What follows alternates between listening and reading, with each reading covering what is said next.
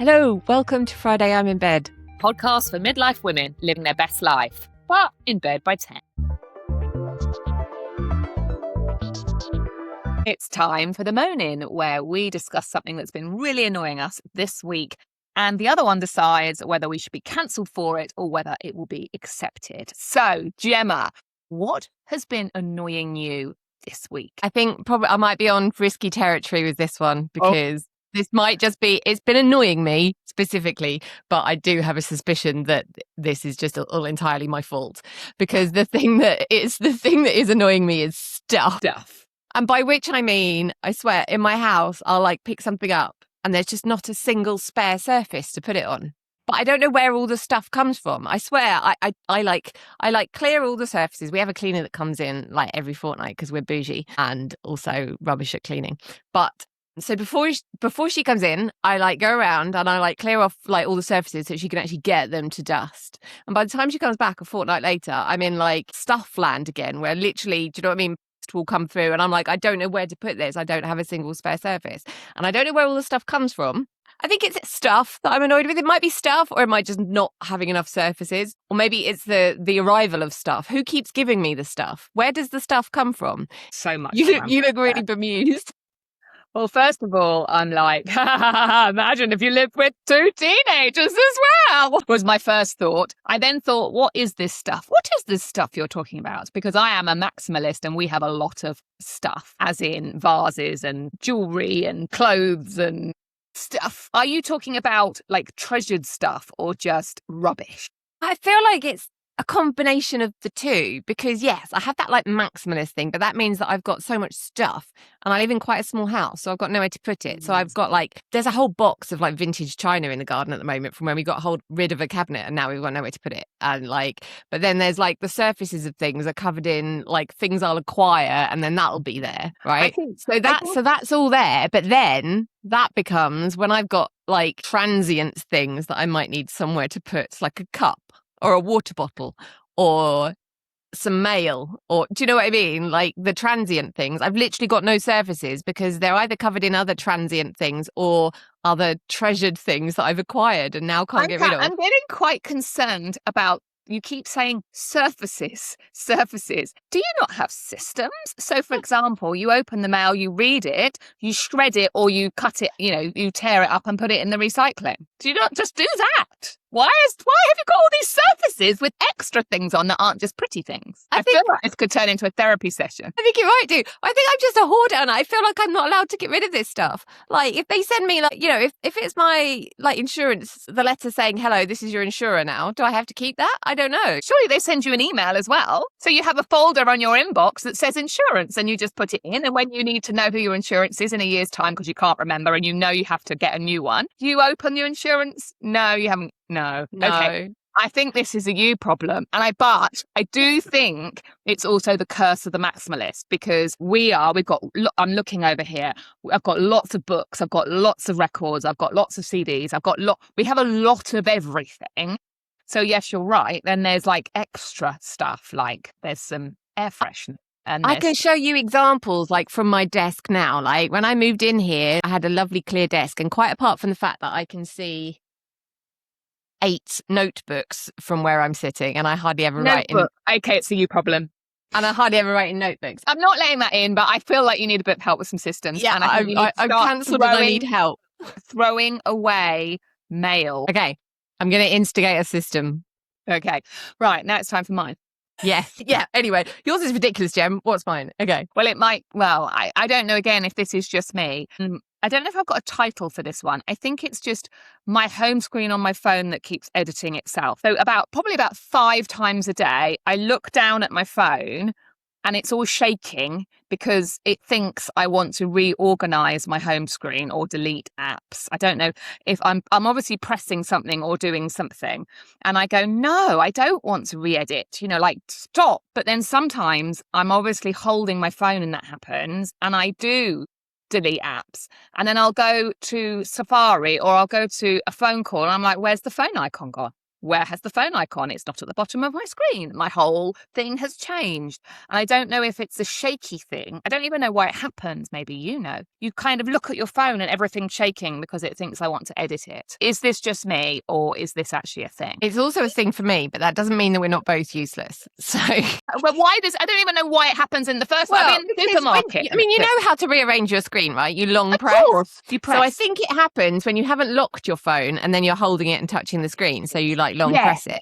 But then, I do that sometimes. And then I will find out that like I've deleted apps that I need. I've moved things around, which means I can't find stuff. I can't remember exactly what was where in the first place and what has moved.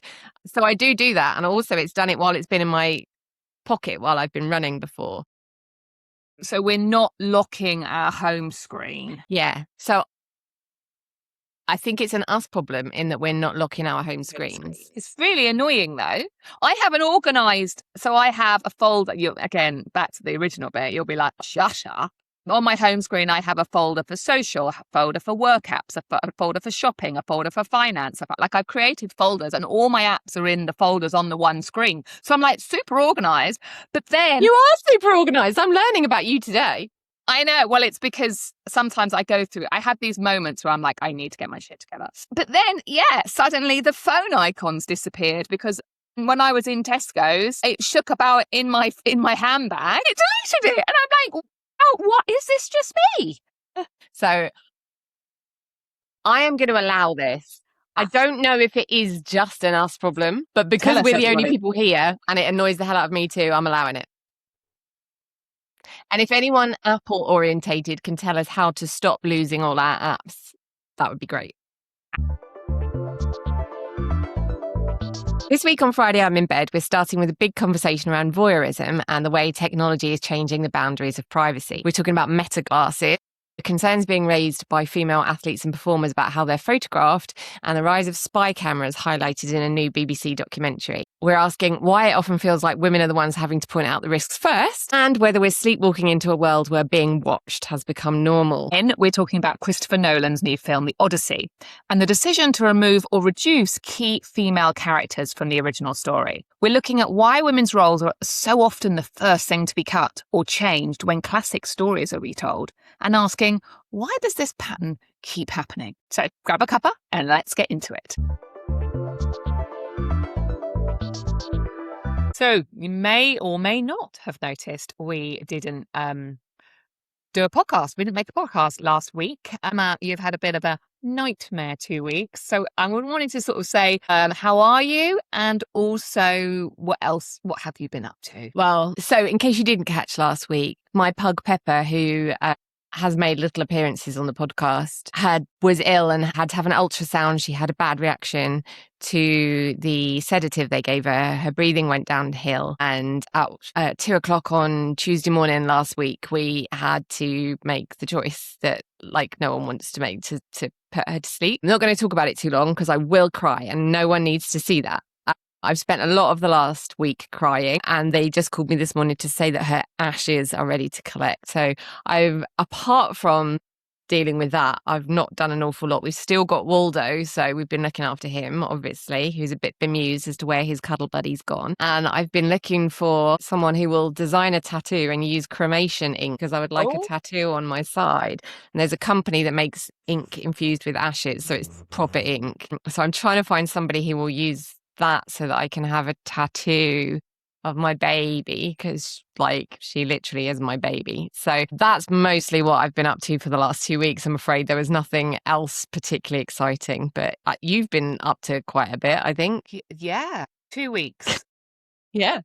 I can't remember what I did yesterday. I had a steroid injection yesterday for my tendonitis. Oh, yeah. I've been to some gigs. My son had 2 tattoos that I had to take him, 2 more tattoos that I had to take him to, talking about tattoos. I went to a river festival. Yeah, it's all a bit of a blur, actually, I have to say. Busy. My husband decided that I needed to get up earlier than I do. That sounds ridiculous, isn't it? My husband decided, but made a comment about it would be nice if I got up a little bit earlier and spent a bit of time with him in the morning. My God, I feel like I'm now digging a hole that I might need to cut out. I never have enough time in the day. I spend quite a lot of time sleeping. So what would it be like if I actually spent less time sleeping? And actually, I've been getting more done. He's right.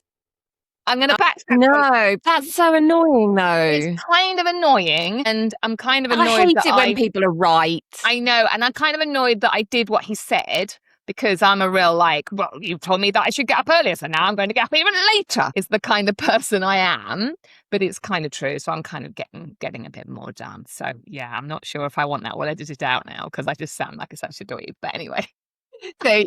So you're now efficient, Kate. Well, I was efficient, Kate, before, but I was running myself. Well, apparently, we just talked about all the folders and things that you have. I mean, I thought I was fairly organised, but Well, I am a really organised person. Unfortunately, everyone in my life is just not. So it gets a bit chaotic. But anyway, we'll get back into my folders.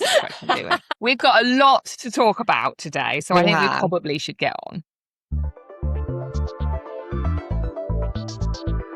This week, I've got a huge topic, and I've got so many points written down in my book because I'm so organised. My one book, I only have one notebook, Jem, about voyeurism. So I started off wanting to talk about Meta glasses. So these are the glasses that Meta have created that look like Ray-Bans, I think there are other designs, and they're so great because you can actively record everything you see and then obviously download it. So they're great for kind of content creation, which is I think kind of where Meta were going.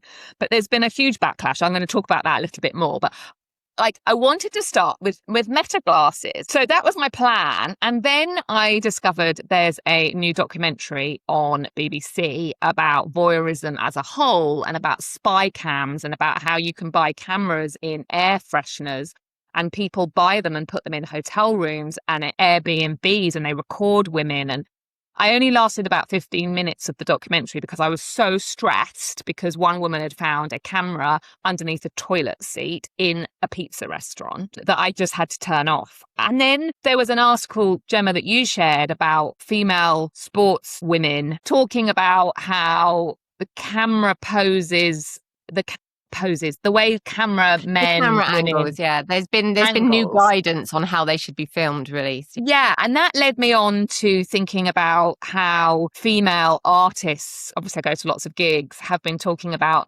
guys at gigs taking photos and videos from the front row, and you can see up their skirts, and even band photographers, the angles they take.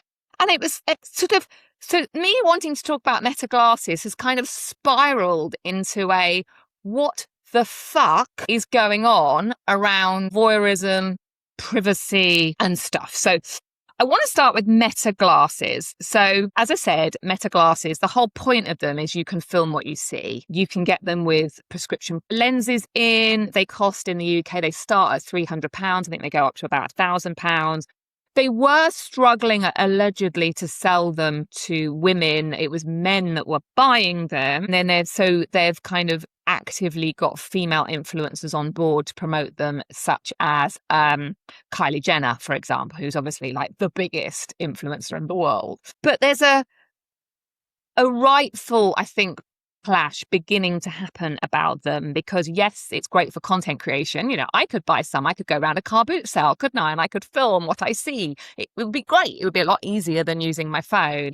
But there's obviously been a huge backlash around what else could you be recording? Are you recording women on the train? Are you recording children in playgrounds? And then what are you doing with it, with the footage? Because obviously we know about deep fake footage, we know about, AI, all this stuff we've discussed. And it's kind of led to a whole kind of privacy online question. And it makes me think of some of the things we've discussed before around young women not going out on a Saturday night because they don't want to be filmed. They don't want to be in the back of people's stories. So there's kind of this whole kind of privacy thing going on. And I think we should start there. Let's start with Meta glasses, because there's so many things that have kind of come out of the woodwork in the last couple of weeks. Yeah, Meta glasses. Do you like the idea of all the concept of it? No, I think they're awful. I mean, I get the idea that to be fair, again, like any technology, the glasses themselves aren't awful. It's not necessarily, a terrible idea. That, you're talking about content creation, hands-free filming, that kind of thing. Not necessarily a bad idea. The problem is there's a reason that men are the primary people buying them, and it's not just because men like gadgets. They are being used for voyeuristic purposes and not knowing they're being filmed. And there is a kind of difficult line, because obviously if you're out in a public place, you're in a public place and people have cameras, that you could be in the background of things, that kind of thing. But I do feel like you should at least be able to know that's happening. Like, if you saw the camera, and there's something about the idea of covert filming, even in a public place, I feel like you've got the right to be forgotten almost, like, I shouldn't have to feel like every single stupid bloody thing I do in public could be immortalized forever for complete strangers, or, without my knowledge, and then shared. There's such a massive thing behind it, but the meta glasses and covert filming particularly is very interesting. I saw two things on this week, particularly relating to meta glasses. The first one is them telling women that if they thought they were being filmed, they should sing a Disney song. Yes, I have seen because this. Disney will search for it and take the video down for copyright. So Disney songs have more protection than women do online. So that was the first one. The other thing I saw, which was about kind of the idea of covert filming, because meta glasses are supposed to have an LED on them that tells you when you're being filmed, but people have been drilling them out. It's not exactly that hard to cover up a little LED, so so at the beginning of July, to announce an update that disables the camera if you tamper with the LED, essentially. I mean, I don't know how they know if you've painted it with nail varnish, but if you tamper with the LED, then the camera doesn't work. So that's great, absolutely fantastic. That they're saying, yes, we're making these strides towards making sure people can't be filmed covertly.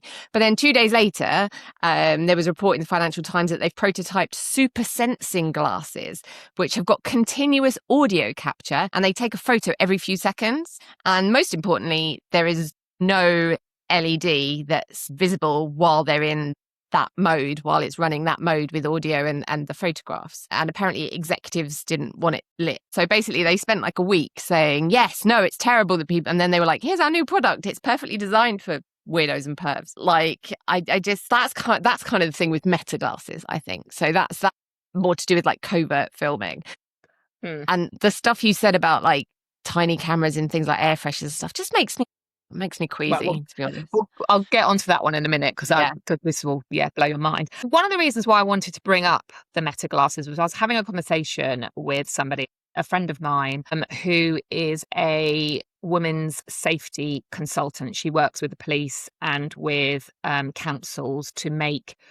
So rather than telling women how to be safe, it's like, let's work with the systems that are in place to make women more safe. And she said to me, I don't know why parents aren't up in arms about these glasses. And I said to her, I don't think they know. I think that if I went out and spoke to all the mums in the village, most of them will not have heard of meta glasses.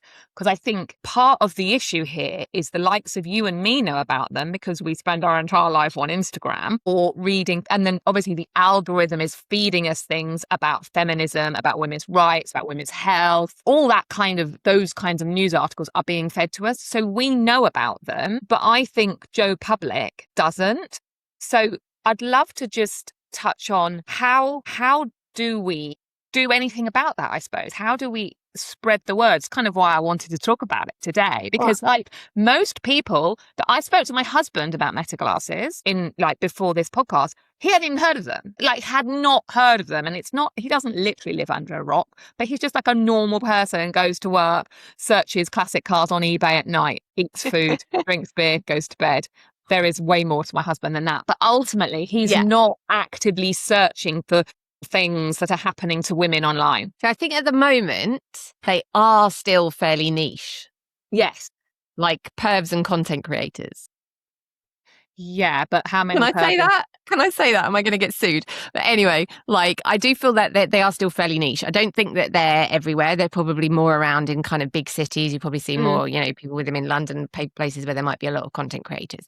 So I think that that's one of the reasons. I mean, I'm still, quite peripherally aware of them. I don't think I've ever seen anyone actually recording with a pair, but I have seen the resulting footage online. So not with me in it, other things where you go, how are they filming that? And then you realize they must be wearing like meta glasses or whatever.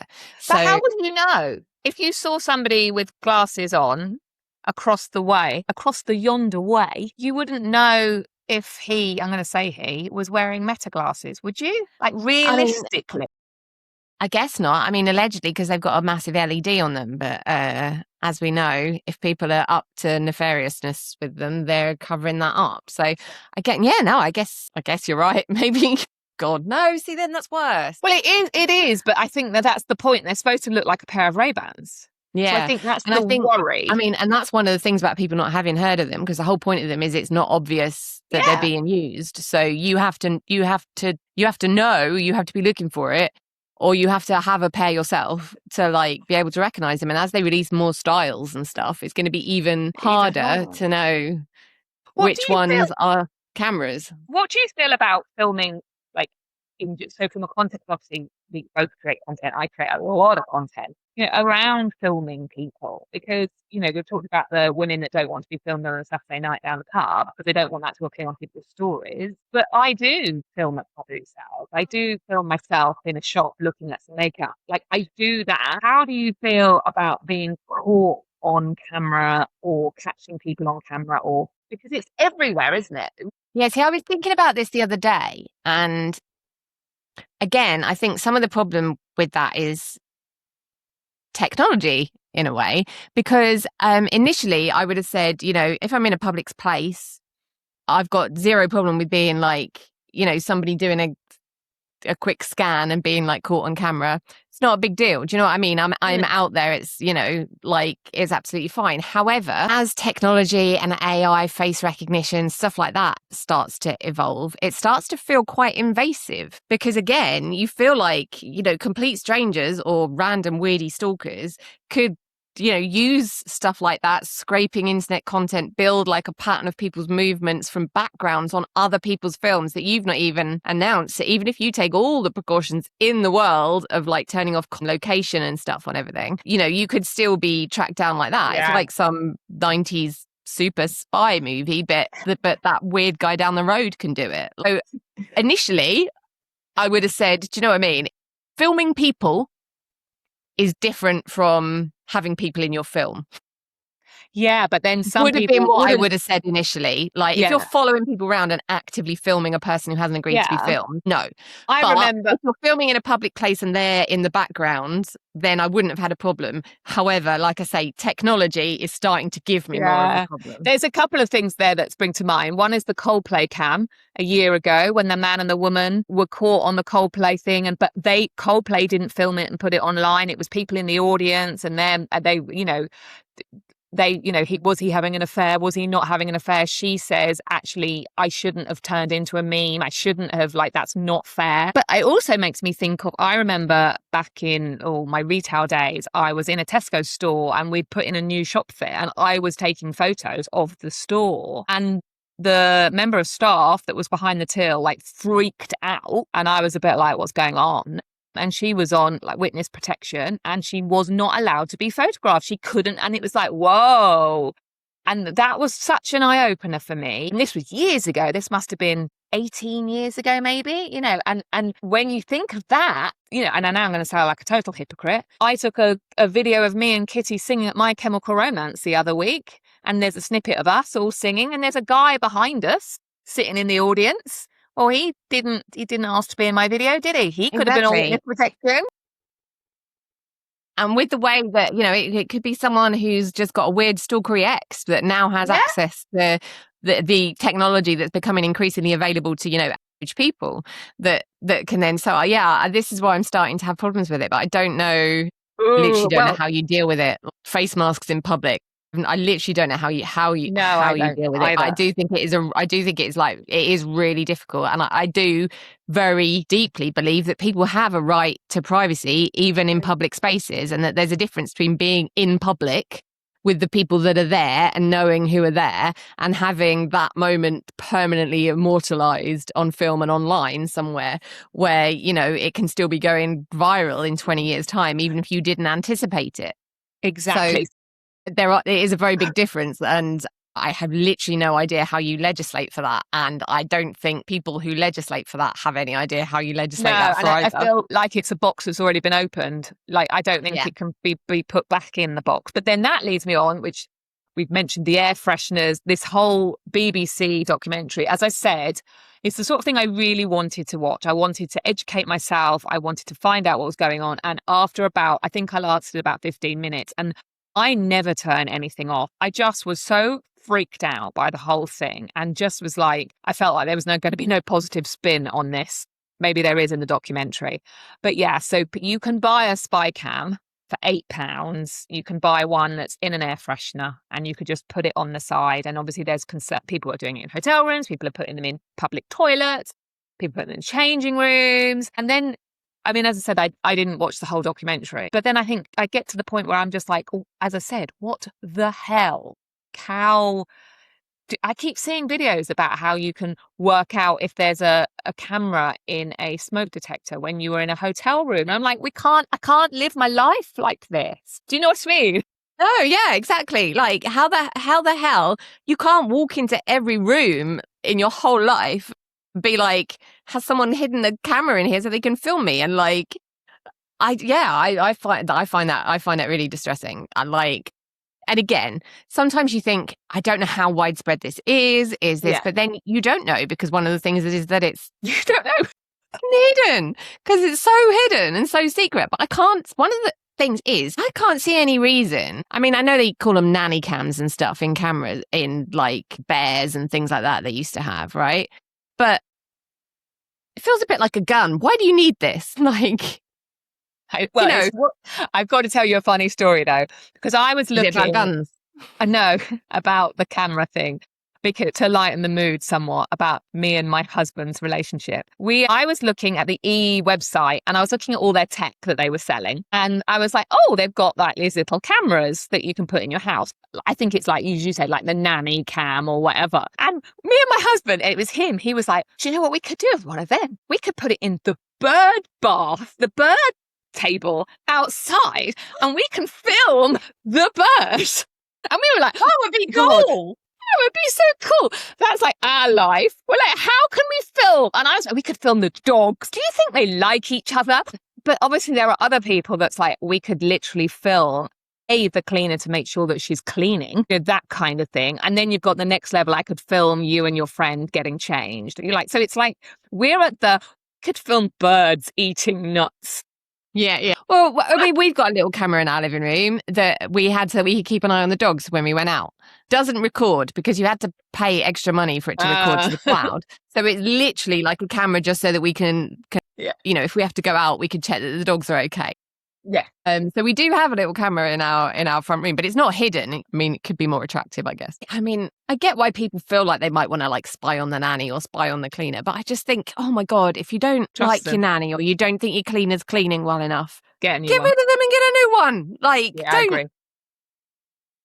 You know, and I get that, you know, people are like, oh, I have suspicions they're stealing or something like that, but it all feels a bit Poirot. And like, maybe like, how often do these things really happen? It's not a television show. And like, maybe we should just try, like, I'm going to say we should try trusting people, but it's becoming increasingly evident that we can't do that, apparently. So it's when it's like £8 or something, it was like so cheap, the one in the air freshener, then it's like, well, why not do it? Be a laugh, you know? And actually, I could do it, but when my kids have a party, couldn't I? And see what they're getting up to.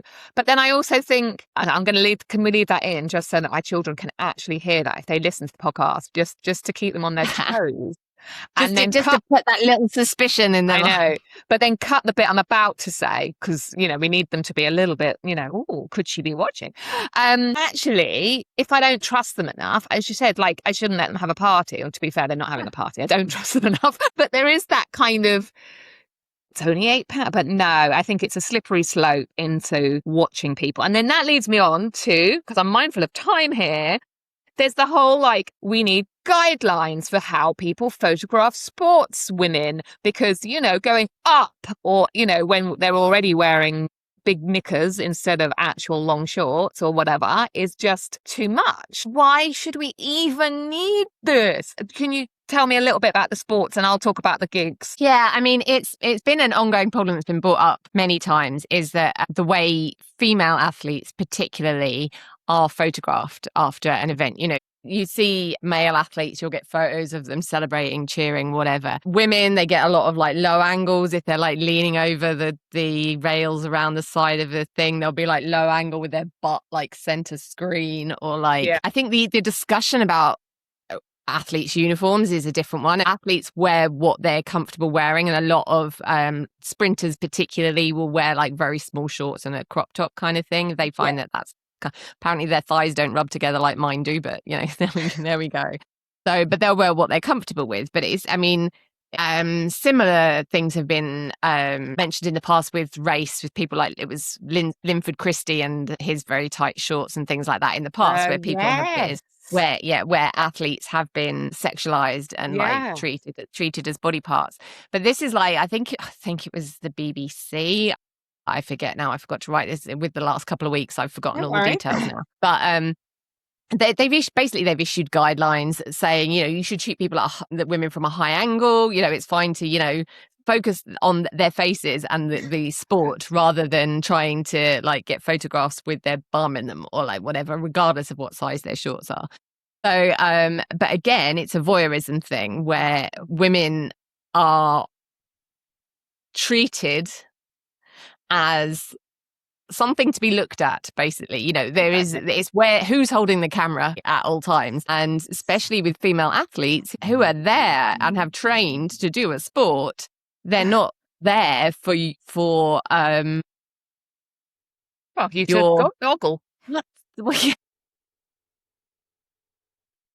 Well, that leads me on to women singers, female fronted bands. It was actually Ellie, the lead singer of Wolf Alice, that started the conversation, although there's lots of women been talking about this, about how we call them jokingly six music dads. There are a lot of middle-aged and older men at gigs. Not a problem. Obviously, they are the ones, let's face it, buying the gig tickets and buying the beer and buying the merch. Great. But she has talked about how the front rows are becoming more and more men taking long videos, and she wears short skirts, little dresses, normal performing outfits. This is not a commentary on what she's wearing, but their filming is becoming more and more creepy. And I'm beginning to see this myself at concerts quite a lot.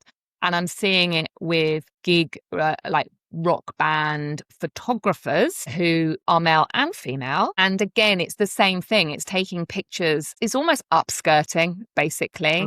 There was some photos, like I've even seen young female photographers taking amazing photos of Ellie from Wolf Alice, but she's like turned around with a bum, her bum's really center. She's got little hot pants. Like you cannot look at this photo without really seeing her butt. And meanwhile, she's actually headlining a festival, and she's, they won Brit Awards. It's a bit like, come on, really guys. Interesting. It feels like there's like a question of intent, isn't there? Like, I remember when you spoke to me about this before, and I was like, yeah, I can see that happening, because photographers in the front row are naturally at that low angle where you're going to get that like butt front and center.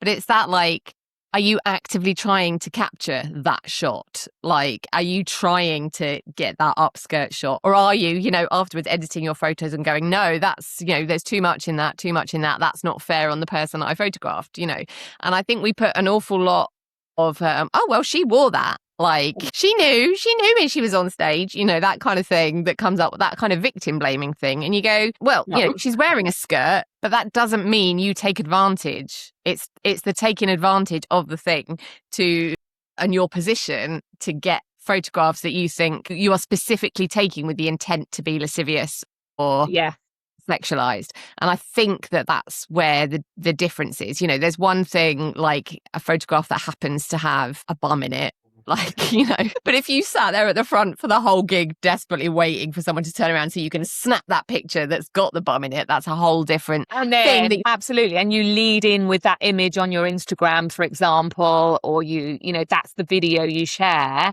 because you know it's going to get views. You know it's going to do well. This is even like actual rock photographers. I say rock because that's the bands I go to, music photographers. But then it's like this vicious circle, isn't it? Cycle, because they're the shots back to the sports photography. They're the shots that are going to get picked up by the Daily Mail, for example, and other tabloids. They're going to pay the money that you need to pay the bills. So it's this awful kind of self-perpetuating circle of that's what sells, that's what people want. Yeah. And that's just depressing. It's, I feel like technology and this kind of the voyeuristic technology, these kind of smaller cameras, particularly meta glasses, that kind of thing like that. And the way the internet runs at the moment is very much taking us back to a kind of commodification of women in that way and like removing a lot of women's agency. I mean, you've only got to look at like, you know, women's accounts having photographs they've chosen to put up taken down for like sexualized content, whereas like these voyeuristic accounts are apparently fine. That's like, you know, whatever. Yeah, I do think, fun fact before we finish this segment, I once had a blog post removed from Google Ads because of sexual content, and I went, what did you do?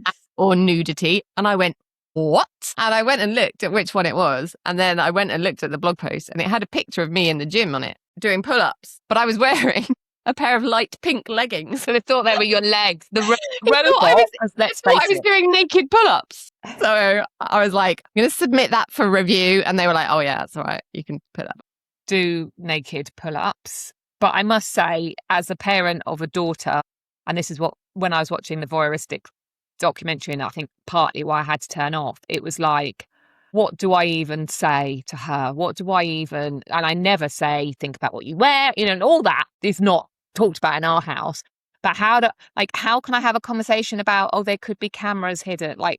And I just thought, I can't deal with this. It's just too big. So it'll be interesting if anyone's listening to hear your comments, because how do we handle this? How do we handle it talking to our kids? How do we and share your thoughts? Okay, so moving on, I want to talk about the Odyssey, except I don't actually want to talk about the Odyssey on the basis that I have neither seen the film nor read the book, and I'm loosely aware that after Troy fell, it took him 10 years to get home and many adventures happened along the way. But other than that, I know very little about it, apart from all the stuff that has been online since the film came out, which I've kind of found unmissable. Maybe it's just my algorithm. There's a few rows. I think some people are rowing about casting and, you know, like other things. But the row that we're going to talk about today centers around women in the film. So Christopher Nolan, who I will at some point call Anthony Nolan, which is a stem cell transplant charity, blood cancer charity, that so therefore like lives in my head because I've like dealt with them a lot. There's the actresses in the film. They're all amazing. People like Anne Hathaway, Charlize Theron, Samantha Morton. And then apparently, I'm going to have to say, because I haven't watched it, he used all of them to literally explain things about Matt Damon, who I'm assuming is Odysseus. So, I mean, that's not that much of a surprise considering the film is like literally about him. But it seems like he flattened a lot of the women's stories in that. And it's not about screen time. You can be in every single scene and still essentially be like plot furniture. And I know that that's the argument. He had these amazing women and he had amazing, strong female characters that were written unusually into an ancient text and chose not to use them. This is a thing Christopher Nolan has been like kind of guilty in that before. He's done 13 films over 28 years. Not a single one has had a female lead. Ento, I remember I was doing film studies at university when that came out and like was like mind. Have you seen Memento? I don't think I have. Guy Pearce? Yeah, no, I haven't seen it. Yeah. So the women in that film are kind of furniture. Batman, I've got Rachel Dawes' Bruce's moral compass, then she's dead. So there's a lot of things like that. What else did he do? He did Oppenheimer and Dunkirk as well, which again, he's obviously not a director that centers women, so therefore maybe an interesting choice for something that could have had those. Anne Hathaway has been in quite a few of his films, which is interesting. She's done 3 of his films. She was Selena Kyle in The Dark Knight Rises, Amelia Brand in Interstellar, which I haven't seen, and Penelope now in Odyssey.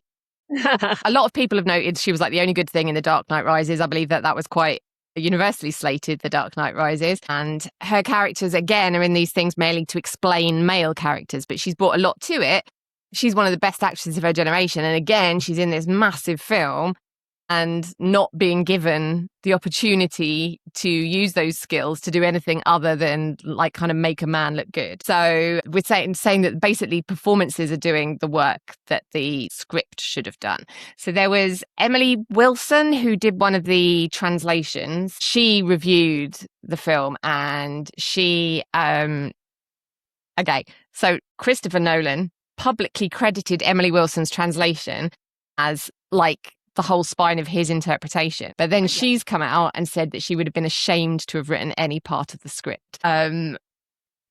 Basically, we've got amazing female actresses and a script that is not doing them service. So what that made me think of was other films that this kind of thing has happened in. Bletchley Park is one. They reckon that about 75% of the staff at Bletchley Park around the time that that film was made were women. But in the film, we get one who basically does the job of all of them. So we get some wrens in the background at some point, I think. But like, there's one woman as a character in the film, despite the fact that, you know, and considering we're arguing historical accuracy for some of these things, which is interesting about a film with a Cyclops in it when we come to the Odyssey, I think it's quite telling that, you know, choices are made to exclude women from these. Is it The Imitation Game? Yes.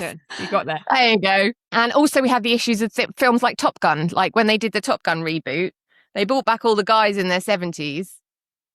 But the women from the original film were replaced, removed, put in kind of different roles. They weren't given that kind of opportunity. So what should we start with? Let's start with the Odyssey. Sorry, I'm still a bit like out of it this week, so I'm not feeling like my normal self. I know that I have a point, right? So have you seen the Odyssey? That's a good place to start. I have, but I feel like there's 2 things here, having just listened to you talking about films that I haven't seen.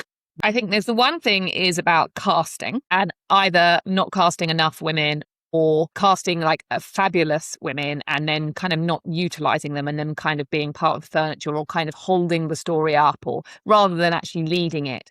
But then there's another thing, which if we start with the Odyssey, and I don't know the story of Odyssey, I did study I went to an all-girls school. We had to study classics up until the year before the GCSEs, and I literally cannot remember anything I learned.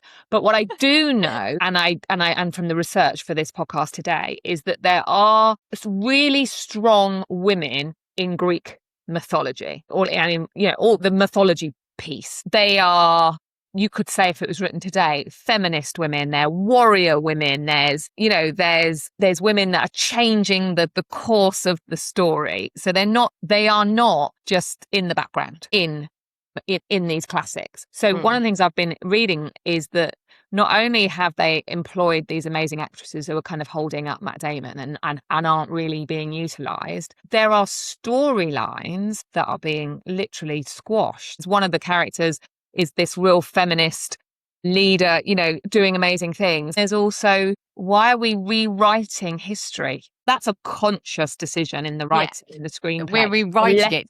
So there's less women, fewer women, and the women are amazing, but they're not the protagonist. We've kind of got a double layer of women being sort of, and I think that's one of the interesting things is it's not necessarily about screen time, because again, we've got these amazing actresses and it's fine, they might get the screen time, but they can still be there and literally only exist to develop a man's character rather than having their own agency. But equally, you know, you could have someone who's only on screen for like 3 minutes and you know, could completely possess genuine agency and like change the course of the film. Well, Dame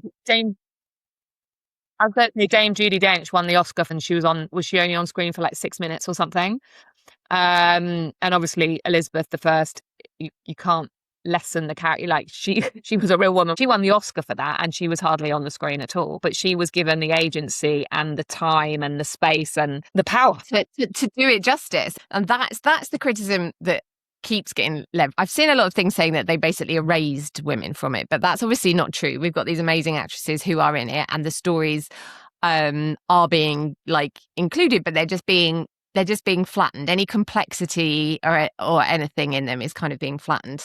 Even like for Christopher Nolan specifically, if we're doing the Odyssey first and him, then the criticism that he attracts is that even his like strongest female characters, they're only discussed in relation to what they reveal about the male lead of the film, and it's always about the male lead rather than like pursuing their own story, even if that's like a brief sideline. And that's a criticism that's been leveraged against him a lot, and specifically his films. So to add a bit of counterbalance, though, is all his films, there is a male lead, which we know, you said, but they are, I mean, Batman is Batman. Oppenheimer is Oppenheimer. Dunkirk, whether we like it or not, is men at war. You know, like they weren't, you know what I mean? So the counter-argument could be that an Odyssey is Odyssey. It is Odysseus. Is it Odysseus? Yes, Odysseus. Yeah, Odysseus.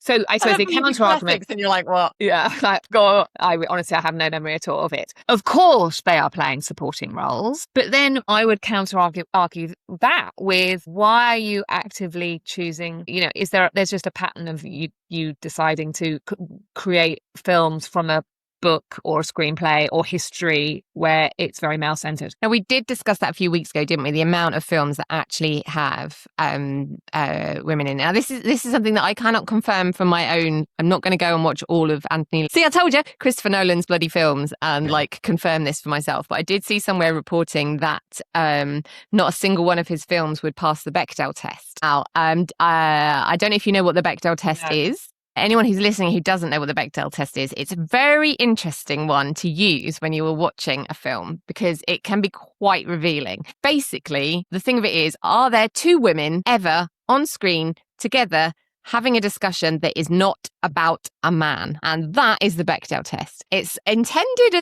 as a guide, because just because a film fails the Bechdel test doesn't necessarily mean that it's, misogynistic slop. Like, films exist for many reasons, but I guess it's a bit like BMI. You can take it as an overall population pattern. If you've got 15 films and not a single one of them contains two women who aren't talking about a man in them, then you've got to go, that's a pattern, not an outlier. So yeah, I saw one outlet reporting that not a single one of Christopher Nolan's films would pass that test. And the thing is that the bar on that is very low. It's not like, is this a female protagonist?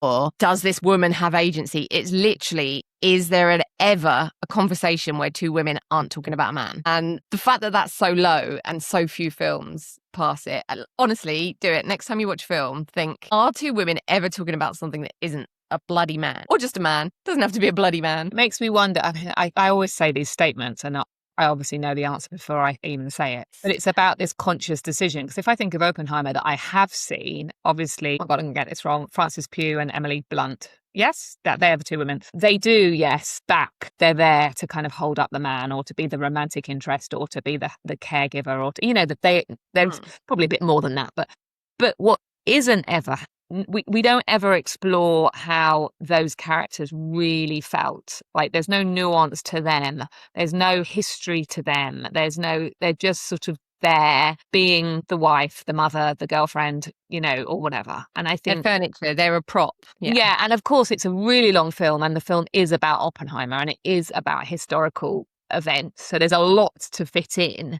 So therefore the argument would be, well, there's no time to get but then a bit into... When are we going to make the film that has the time? Exactly. And we could always edit other things out. It's a lot. It's it's over 3 hours, isn't it? It's a really long film. Yes, we can't add any more, but we can edit. And I'm sure who is editing, but just one scene. Yeah, exactly. But it's like, who is editing then as well? Because there is always the opportunity to cut a little bit out, to add a little bit in, or chop a little bit up. That's what an editor's role is. When we were preparing for this, I did say, can you think of lots of films where there's a female lead and a male lead, and they are both equally leading to the plot? Because I feel there's a lot of male protagonists and male-centered stories, Yeah. films. There is also, more so now than there was, starting to come through more female-led films. Generally directed by women. But are there, I was just trying to think, and again, back to the listeners, like, if you can think of any, please let me know, because I was like, Star Wars, Princess Leia, she was a strong character. Yeah, she was the only woman, though, wasn't she? Yeah. So that's right, that one off. I started, and then I was like, Barbie and Ken. Ken, obviously, he was great. God, Ryan Gosling. Yeah. It was so funny, and but actually, it was directed by a woman, and Barbie obviously was still Barbie was the lead. It is difficult to find films where you would have an equal partnership like as the top billing. I think there was a couple that we could arguably have. The Mummy. I've got The Mummy. And Evelyn isn't just a girl, she's the academic, and she repeatedly moves the plot forward like that. Mr. and Mrs. Smith, interestingly, came up in my searches, which is clues in the title. Yeah, I don't know how you feel about that, but it was Brad Pitt and Angelina Jolie, and they both have they're fighting each other, aren't they? And exactly. But that is pretty much the whole thing the film's about, which is then quite interesting because that kind of fight for supremacy in what is an equal relationship. So that's quite interesting. I suppose there are like on the road movies, so Wild at Heart, or like True Romance, when they go on the run together, Bonnie and Clyde kind of things. But that's obvious. That's kind of an obvious one. It's almost like I want a film that's just about war or about something, where the women are as equal as the men. But it's not about the screen time, is it? It's about those decisions that they make throughout the film that impact it. Because, again, we're talking voyeuristic gaze. We could have women that's on the screen all the time, but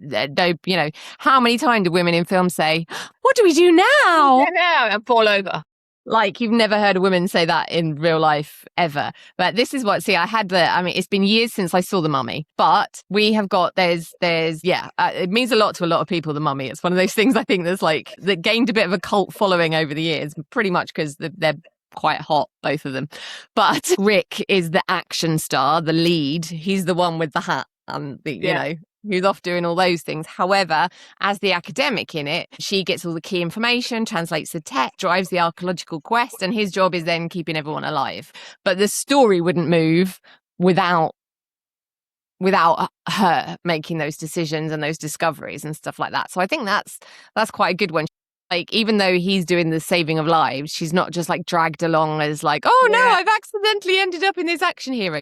She has a purpose and a point. So it's quite good. But it's also quite interesting that that's 1999. That's 27 years ago. And these are the only real examples where you've got male and female protagonists that we can think of are like that old. I mean, Mr. and Mrs. Smith must be getting on a bit now. I'm not sure like how old that is. But that we're still prioritizing and making films with a specifically male character, and female characters that no matter how much screen time we give them are resisting there basically to go, what do we do now? Even if the source text has them making decisions that impact the whole course of the journey. And that's the frustrating bit, isn't it? Because obviously you have rom-coms where there is a male lead and a female lead, and but that's a whole genre, and it's all I'm talking about really gritty stories, and as you just said, these ones are based on history.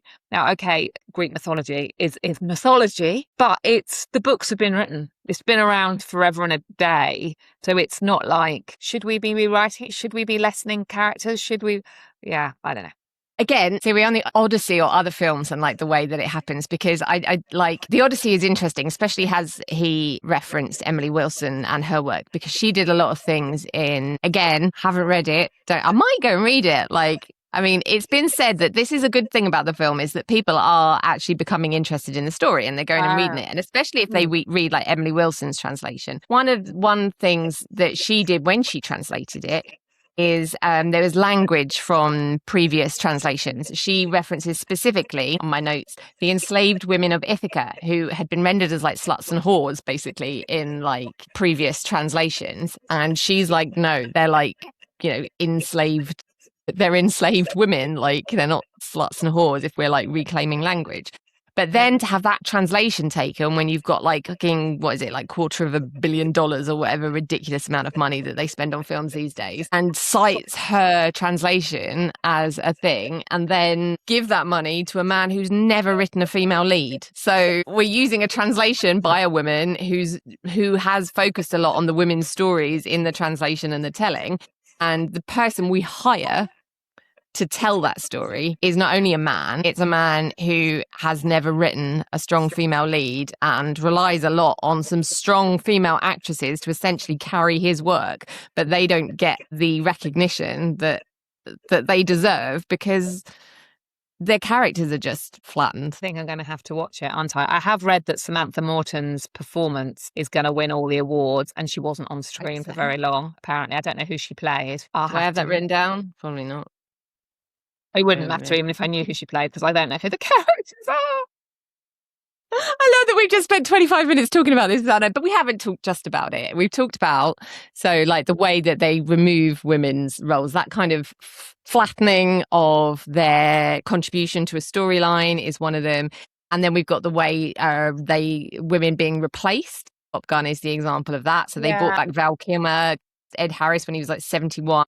But they didn't even consider bringing back Kelly McGillis or Meg Ryan. They made new love interests instead, because we can't possibly have women who've aged in there. Yeah, I was about to say, that's ageism though, isn't it? Because they have, the women aren't allowed to age, and they have aged, both those actresses. Obviously, like everybody has, but so have the men. I mean, there's an intersection there between, reducing those women's roles and the aging of women and allowing them to actually be there and have that agency. But I was going to say that but they can't have the men being in love with the women who have aged like the men have. Like, it's like, because they don't want aging women, but aging men is fine. But they then don't want the men to have a relationship with those aging women. We have to get younger women in, because obviously Tom Cruise or whoever needs to be, going out with somebody or loving women of the mom. Younger. So there's so much ageism. I was just thinking before we wrap up, I think TV seems to be getting better at this. I've just watched, I really can't remember what it was called. It's about these people that were brought in. They were just clerical workers working in the public sector, and they were brought in to be spies and bring down the 90s drug cartels that were happening in England. It had the lead guy who's in Stripe. Anyway, there are 2 women, 2 men. One of them is Steve Coogan, but the 2 women drive it forward, and there's one that stays back and does all the not the paperwork, but finds out stuff, and they can't do. I need really help if I could remember what this is called. They can't do the job without her. But this is the point, back to the female role. Hey, if you knew what it was called, this would be a different podcast. Yeah. They don't need to be equal. They don't need to both be the action people, because they had the one that was going out really fighting the tough guys. They didn't need 2 of them doing that. But the women were doing other things that were equally important. And I feel like of actual importance to the storyline, yeah. It ties back again to that compression as well, when we talked about Bletchley Park, and you've got one woman compressing into like 7,500 women into her, just because we've got to have a token woman to show that they existed. But also that thing of women literally being a motivation for men.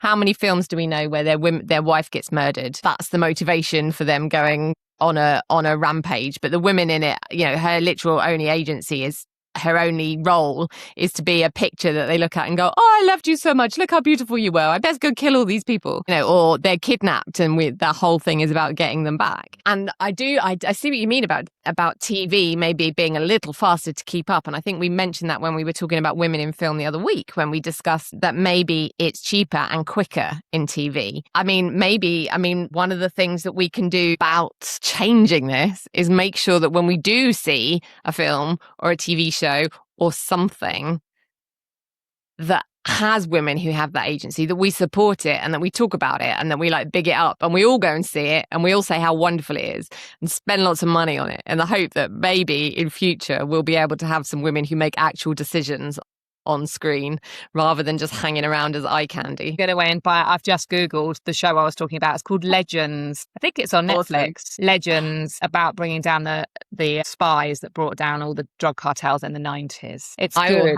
But the women are good. Look at that. I knew you were Googling. Thank you for joining us for another roundup of midlife chat, hot takes, and occasional moaning.